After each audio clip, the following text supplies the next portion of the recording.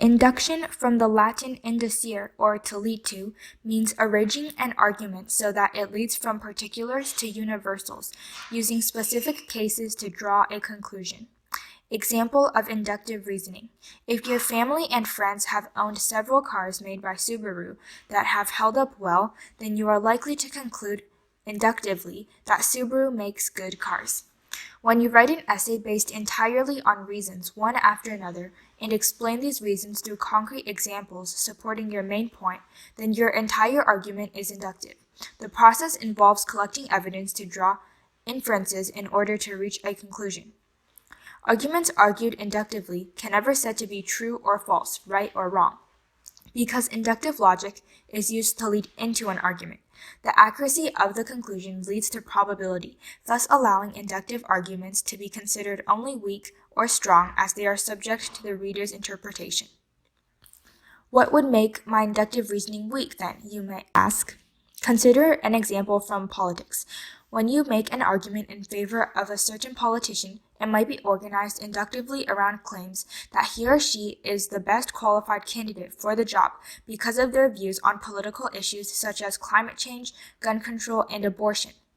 However, the argument is vulnerable to objection if the politician has offensive views on the death penalty or same-sex marriage, which weaken their qualifications based on an individual's own stance on these political issues.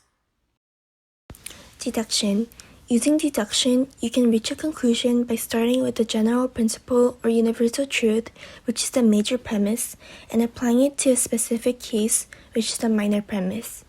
Deductive reasoning is often structured as a syllogism, since it is a logical structure that uses the major and minor premises to reach a conclusion. An example would be where the major premise is cleaning hands thoroughly and following good hygiene will prevent the transfer of viruses, and the minor premise, which is COVID-19 is a type of virus, which leads to the conclusion that cleaning hands thoroughly and following good hygiene will protect us from COVID-19. Here's one more example. The major premise is exercise contributes to better health. The minor premise is yoga is a type of exercise. And the conclusion is yoga contributes to better health. Here you can see that we're going from a general principle about exercise and how it improves our health, then pairing that with a specific case about yoga being an exercise, and concluding that therefore yoga improves our health. General to specific is the way to go for deductive logic. The strength of deduction is that if the first two premises are true, then the conclusion is logically valid. It is also a good way to combat stereotypes based on false premises, and by taking a hasty generalization and breaking it down to create a specific conclusion, faults in the generalization can be recognized. Authors commonly combine both induction and deduction to make an effective argument in their writing. When combining induction and deduction, authors are able to use inductive reasoning to create generalization by using different instances to draw a conclusion. That generalization can then be used for deductive reasoning to lead to a more specific conclusion. This can be done by applying the general principle to a specific case. The Declaration of Independence is a great example of a work that contains both inductive and deductive reasoning. In this argumentative piece, Thomas Jefferson is trying to prove that the colonies were justified in their rebellion against King George III. Deductive reasoning is seen with this syllogism, the major premise being that citizens have the right to rebel against a despot, the minor premise being that King George III was a despot, and the conclusion being made is that citizens have a right to rebel against King George III. Most of Jefferson's writing is inductive evidence, as he's listing example after example on why the king's behavior supports the generalization that he is a despot, such as issues with taxing and foreign relations. Jefferson used the major premise as a foundation to deductive reasoning. He also arranged the argument in a certain way to create a specific conclusion on King George III. So before we move on to our activity, I just wanted to give a brief summary of the points that we covered. So in this first image, it simplifies the fact that induction means arranging an argument so that it leads from specific examples to a universal claim. Whereas for deductive reasoning, it starts with a major premise, simplified to a minor premise. Furthermore, deductive logic leads down into the conclusion, thus guaranteeing the truthfulness of the conclusion, while inductive logic leads into a conclusion, so its accuracy is only a probability, not a certainty. And then when we talk about using induction and deduction combined in essay writing, induction, which is often a series of examples in your essay writing, that series of examples can be used to verify a major premise, which becomes the foundation for deduction. As briefly mentioned by Jennifer while explaining deduction, syllogism is based on deductive reasoning, where two premises, a major and minor premise, are used to help reach a conclusion. Syllogisms have been studied throughout history and have become one of the most basic tools of logical reasoning and argumentation. So, as long as the premises of the syllogism are true and the syllogism is structured correctly, then it makes a true conclusion. Let's move on to the fun part now, shall we? Before we start, keep in mind that in order to participate, you have to type your response into the chat. Ready, set, here we go! For the first activity, you need to identify whether the provided premises and conclusions depict inductive or deductive reasoning. Here's the first one.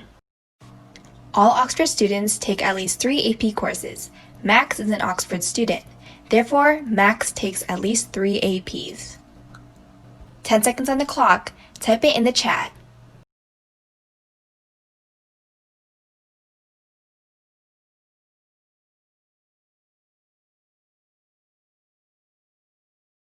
If you guessed deductive reasoning, you got it right.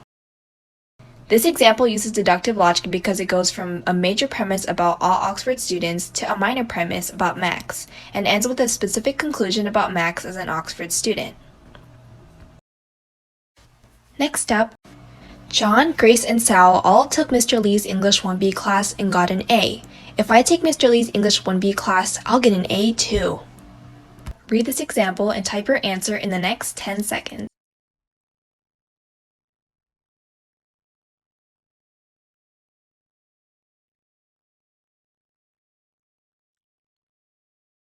You guessed it, this is an example of induction. John, Grace, and Sal represent specific premises to support the argument that Mr. Lee's English 1B class is an easy A. However, what makes this inductive reasoning is that there is no surefire way to know that you'll end up with an A in his class because it's a conclusion based on probability, not certainty.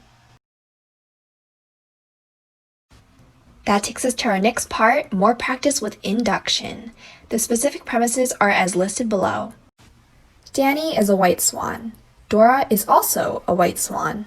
Dante is a white swan as well. Now, what conclusion would you make based on inductive reasoning?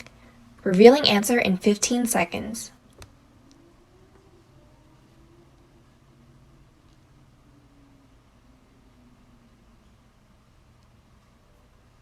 Five, 4, 3, 2, and your conclusion should be something along the lines of, therefore, all swans are white. You're going from particular cases to making a generalization about them based on a pattern. Last but not least, let's have a go at some deduction. Here's a major and minor premises. All people are born with the right to life, liberty, and the pursuit of happiness. The American colonists were people. Your turn to come up with a conclusion. 15 seconds on the clock.